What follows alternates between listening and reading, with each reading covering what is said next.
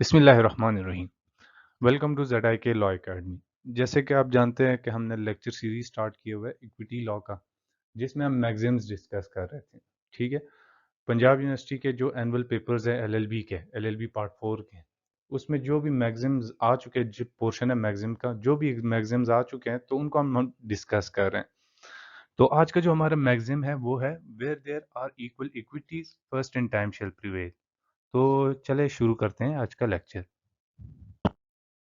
अभी हम इंट्रोडक्शन से स्टार्ट करेंगे और जानेंगे कि ये मैगज़ीन किस चीज़ के बारे में।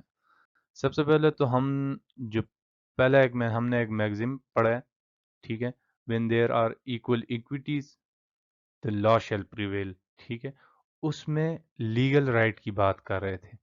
अगर दोनों पार्टीज के लिटिगेटिंग पार्टीज के दोनों का लीगल राइट बन रहा है, तो उस टाइम पे जो अदालत होगी, इक्विटी कोर्ट होगी, तो वो लॉ स्टेट्यूटरी लॉज को देखेगी, एविडेंस को देखेगी, प्रेसिडेंट्स को देखेगी, उसकी बेसिस पे डिसीजन देगी। ठीक है।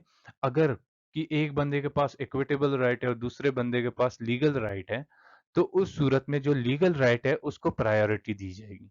उसी तरह ये मैगजिम जो है, when there are equal equities first in time shall prevail, इसमें बेसिकली लीगल राइट का जिक्र नहीं होता, दोनों पार्टीज के पास इक्विटेबल राइट होते हैं। ठीक है। इक्विटेबल राइट है तो उस सूरत में जो फर्स्ट इन टाइम आएगा, जो पहले जिसने एग्रीमेंट किया है, तो उसी को प्रायोरिटी मिलेगी। ठीक है। उसी को हक मिलेगा, उसी का राइट बनेगा, फर्स्ट इन टाइम वाला प्रिवेल करेगा। ठीक है। जैसे कि एग्जाम्पल ले लेते हैं। For example, if A grants an equitable mortgage to X and then subsequent grants to the same mortgage to Y, X mortgage shall take priority। ठीक है। जिस तरह X ने पहले एक मॉर्गेज कराया A ने X के साथ, ठीक है। फिर उसी उसी बंदे ने जो A है, उसी ने Y के साथ भी मॉर्गेज करा दी अपनी प्रॉपर्टी। दोनों का इक्विटेबल राइट बन गया, मगर प्रायोरिटी किसको मिलेगी? X को मिलेगी। ठीक है। इसके बाद हम इसकी मीनिंग पे जाते हैं। ये एक लैटिन फ्रेज से निकला है, जिसका क्वाई प्रायोरो ईस टेम्प्रो पोस्टर ईस जूरो, ठीक है। जिसका मतलब है कि that one who has prior in time as a superior right in law. ठीक है। जो पहले जिसने भी एग्रीमेंट किया है, जो भी उसका राइट पहले जाके उसने लेट सपोज कोई एग्रीमेंट कर दिया किसी के बंदे के पास, वर्बल एग्रीमेंट, ओरल एग्रीमेंट कर दिया, ठीक है। तो किसी लैंड परचेज के लिए, मगर एग्रीमेंट टू सेल हो गया, मतलब वो एग्रीमेंट नहीं किया, जैसे रिटन एग्रीमेंट नहीं किया, लीगल राइट नहीं बनाया। ठीक है। उसी तरह उसी बंदे ने, अगर उसको ज़्यादा ऑफर मिल गई, तो उस बंदे ने, दूसरा बंदे ने कॉल पे बात की कि मैं ज़्यादा पैसे दे दूंगा, ये मुझे दे दो। ठीक है। मगर दोनों का इक्विटेबल राइट बन जाता है, मगर जो पहले जिसने एग्रीमेंट किया है फर्स्ट इन टाइम वाले को, उसको प्रायोरिटी मिलेगी। इसका लिटरल मीनिंग यही है कि where there are equal equities, ठीक है, neither claimant has the legal estate, the first in time will prevail। First in time को वाले को प्रिविलेज मिलेगी। ठीक है। इसके बाद हम आगे चलते हैं। अभी इलिस्ट्रेशन पे आते हैं और कोशिश करेंगे कि इलिस्ट्रेशन से आपका जो जो भी डाउट्स इस मैगजीन पे बन रहे हो, तो उसको क्लियर कर सके। लेट सपोज एक बंदा है, ठीक है, वो अपनी एक बोट, ठीक है, आप बोट की जगह कोई भी चीज़ लगा सकते हैं, ठीक है, कोई भी मटेरियल लगा सकते हैं। वो अपनी बोट बेचने के लिए न्यूज़पेपर के किसी भी सेक्शन में, न्यूज़पेपर में ऐड लगाता है और बोलता है कि मैंने अपनी बोट बेचनी है, और आस्किंग प्राइस वो रख देते हैं। फिर एक बंदा उस एडवर्टाइजमेंट को देख के वो उसको कॉल मिलाता है या उसके पास जाता है, और $20 लेस देन आस्किंग प्राइस वो डिमांड मतलब ऑफर करता है कि मैं खरीदना चाहता हूँ, मगर मेरे पास लेट सपोज $20 नहीं है। तो वो बंदा मान मान जाता है, जो सेलर होता है वो मान जाता है, वो कहता है चलो ठीक है। इन दोनों के दरमियान तो इस बंदे का जो पहला फर्स्ट पर्सन है, उसका तो इक्विटेबल राइट बन गया। ठीक है। इक्विटेबल राइट किस तरह बना? क्योंकि उसने पहले अप्रोच किया, वो जाके उनका वर्बल एक कॉन्ट्रैक्ट हो गया। ठीक है। फिर उसके बाद वो ये कहता है वो पर्सन कि मैं सैटरडे को ये पैसे दे के मैं अपनी चीजें ले जाऊंगा, ये बोट ले जाऊंगा। ठीक है। तो इनका कॉन्ट्रैक्ट हो गया। मीनवाइल एक और पर्सन ये बंदा चला जाता है, उसके बाद ही थोड़ी देर बाद एक और पर्सन आ जाता है इस जो सेलर के पास और कहता है कि मैं इससे डबल पैसे तुम्हें देता हूँ या इससे ऊँची रकम देता हूँ, मतलब ज़्यादा पैसे कंसिडरेशन देता हूँ और ये बोट मुझे दे दो। तो जो सेलर होता है वो लालच में आ जाता है और मान जाते हैं, ठीक है? तो दूसरे बंदे का तो भी इक्विटेबल राइट बन जाता है, ठीक है? इक्विटेबल राइट बन गया, तो इक्विटी लॉ जो इक्विटी है वो क्या कहती है? वो कहती है कि जो पर्सन, ठीक है? जो परचेज़र है, पहला परचेज़र है और दूसरा परचेज़र है, बोथ हैव इक्विटेबल राइट। वो मानती है कि दोनों के पास इक्विटेबल राइट है, मगर जो कॉन्ट्रैक्ट लॉ और इक्विटी जो है वो कहती कि first buyer gets the boat, ठीक है, पहला बायर जो होगा वो बोट ले जाएगा और सेकंड बायर जो होगा उसको उसके पैसे वापस मिलेंगे, क्योंकि इक्विटी का जो ये मैक्सिम है ये कहता है कि जो दो अगर दो इक्विटेबल राइट्स हो बंदों के, ठीक है, और इक्वल इक्विटेबल राइट्स हो तो first in time shall prevail करेगा। जो पहले आया है उसने एग्रीमेंट किया है तो उसके जो इक्विटेबल राइट है उसको प्रिविलेज मिलेगी।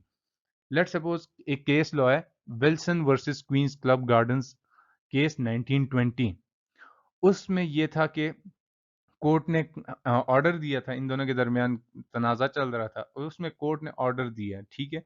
ऑर्डर ये दिया कि जब कभी भी जब कोई भी इक्विटेबल इंटरेस्ट और इन लैंड कोई का कोई कॉन्फ्लिक्ट हो तो उसमें यह होता है कि अर्ली इंटरेस्ट प्रिविलेज मिलेगी, ठीक है।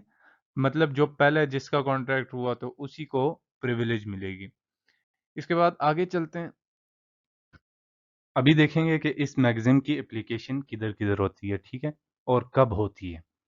सबसे पहले तो जैसे कि हम मैगज़ीन को देखते हैं, when there are equal equities first in time shall prevail. तो इसमें साफ हमें पता चल जाता है कि ये इसकी एप्लीकेशन कब होती है। इसकी एप्लीकेशन तब होती है कि जब भी कभी जो इक्विटेबल इंटरेस्ट है, ठीक है? कंपीटिंग जो बॉडीज़ है, जो पार्टीज़ है, उनका अगर इंटरेस्ट सेम हो, ठीक है? बैलेंस इंटरेस्ट हो दोनों के दरमियान, तो तभी ये मैक्सिम अप्लाई होगा। जब दोनों पार्टीज़ के सामने अगर उनकी प्रॉपर्टी है कोई भी, अगर दोनों का राइट बन रहा है कि उनमें से किसी भी चीज़ को पोज़ेस कर सके, तो उस सूरत में जो पहले आया हुआ है जिसने कॉन्ट्रैक्ट किया है, जो भी किया है, उसका पहले राइट बनेगा, ठीक है? सब्सीक्वेंट का राइट नहीं बनेगा। फिर उसके बाद इसकी लिमिटेशंस क्या हैं? लिमिटेशंस को देखते हैं कि इसकी मैक्सिम के ऊपर क्या-क्या लिमिटेशंस है। सबसे पहले तो हम देखेंगे कि अगर लेट्स सपोज़ एक बंदा है, ठीक है? उसको जो सब्सीक्वेंट बॉडी है, पार्टी है, अगर उसको पता है कि जो पहला पर्सन है, फर्स्ट पर्सन है, अगर उसको प्रायोरिटी मिलेगी और वो जाके वो लीगल इंटरेस्ट अपना बना देता है, ठीक है। लेट सपोज के फॉर एग्जांपल एक पार्टी है वो जाता है किसी दुकानदार के पास, ठीक है। उधर वो एक चीज देखता है, कोई भी प्रोडक्ट देखता है और वो एक ही प्रोडक्ट होती है, ठीक है, या कोई जमीन है। एक बंदा जाता है, वो फर्स्ट पर्सन जो होता है वो जाता है, वो उसके साथ बात करता है कि मैं पैसे दे दूंगा और एग्रीमेंट टू सेल कर देता है उसके साथ और बाद में आके ये चीज़ ले जाऊंगा, ठीक है। सेकंड पार्टी को पता होता है कि इसने कॉन्ट्रैक्ट किया है, इसने ये चीज़ ले ली है एक किस्म, ठीक है, मगर पैसे अदा नहीं किए। वो जाता है उस बंदे के साथ डील करता है और थोड़े से ज़्यादा पैसे ऑफर ऑफर कर देता है आस्किंग प्राइस से। तो इस सूरत और लीगल इंटरेस्ट अपना बना देता है, लीगल कॉन्ट्रैक्ट वगैरह वो उसके साथ कर लेता है। तो इसमें इक्विटी लॉ कहती है कि ये मैक्सिम तब अप्लाई नहीं होगा और जो सब्सीक्वेंट है अगर उसका लीगल राइट भी बन रहा हो, ठीक है, तो तब भी उसको ये प्रायोरिटी नहीं मिलेगी, ठीक है। और जो फर्स्ट इन टाइम जो आएगा उसी को, जो पहले वर्बल एग्रीमेंट किया, कॉन्ट्रैक्ट किया, उसको प्रिविलेज मिलेगा। फिर उसके बाद सेकंड आ जाता है अगर अनइक्वल इक्विटी हो तो ये मैक्सिम अप्लाई नहीं होगा, ठीक है। और तीसरा अगर इलीगल इंटरेस्ट हो बीच में तो तब भी ये मैक्सिम अप्लाई नहीं होगा। तो चले आगे चलते हैं नेक्स्ट में। अभी हम इस मैगज़ीन को देखेंगे कि इस मैगज़ीन की रिकग्निशन पाकिस्तान में किधर-किधर है, ठीक है? ये मैगज़ीम जो है वो स्पेसिफिक रिलीफ एक्ट के सेक्शन 27B में है, ठीक है। इसकी एप्लीकेशन होती है, रिकग्निशन है इसकी। रजिस्ट्रेशन एक्ट सेक्शन 50 में है, ट्रांसफ़र ऑफ प्रॉपर्टी एक्ट 1882 के सेक्शन 53, 76 और 79 में है, ठीक है। इसकी रिकग्निशन पाकिस्तान में इस तरह है। तो उम्मीद है कि मेरा लेक्चर आपको पसंद आया होगा। अगर पसंद आया तो मेरे चैनल को सब्सक्राइब करें, बेल आइकन को प्रेस करें ताकि आने वाली अपडेट्स आपको मिलती रहें। अगर इस मैगज़ीन्स के नोट्स आपको चाहिए तो सिंपली डिस्क्रिप्शन में जाए। डिस्क्रिप्शन में ये मैंने सारे नोट्स एक एक करके मैंने सारों के प्रेजेंटेशन वाइज सारे मैगज़ीन मैंने डिस्क्रिप्शन में दिए हुए हैं। तो आप सिंपली आप कॉपी पेस्ट करके अपने पास रख लें। शब खैर एंड अल्लाह हाफिज़।